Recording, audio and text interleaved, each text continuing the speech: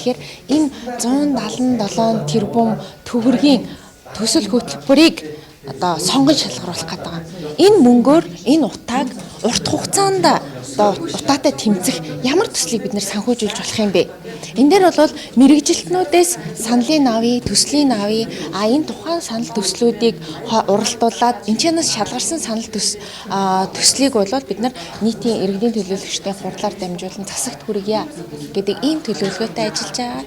Энэ дээр яагаад бодлого судалгааны хүрээлэн орж ирж байгаа юм бэ гэхээр энэ маань одоо намын дэргэдэх think tank буюу инженерүүд, эдийн засагчид, мэрэгжилтнүүд байдаг ийм одоо төрийн бус байгууллага байдаг. Тэгэхээр энэ төрийн бус байгууллагын хувьд бол илүүтэйгээр одоо инженер, эдийн засаг одоо уул уурхайн инженерүүд байна, уул уурхайн эдийн засагчид байна. Тэгэхээр энэ мэрэгжилтнүүдийнхээ одоо оролцуулаад тухайн одоо мэрэгжлийн хүмүүсийн боловсруулсан төсөл хөтөлбөрүүдийг бид нар хооронд сонгон шалгаруулъя гэж байгаа. Энэ сонгон шалгаруулахдаа бол мэдээж бид нар одоо шагналын сантай бай гэдэг ийм зорилготой байгаа. Тэгэхээр энэ шагналын санг бол аль нэг байгууллага ч юм уу, аль нэг нам байхаасаа илүүтэйгээрээ энэ одоо хөдөлгөөнийг дэмжиж байгаа.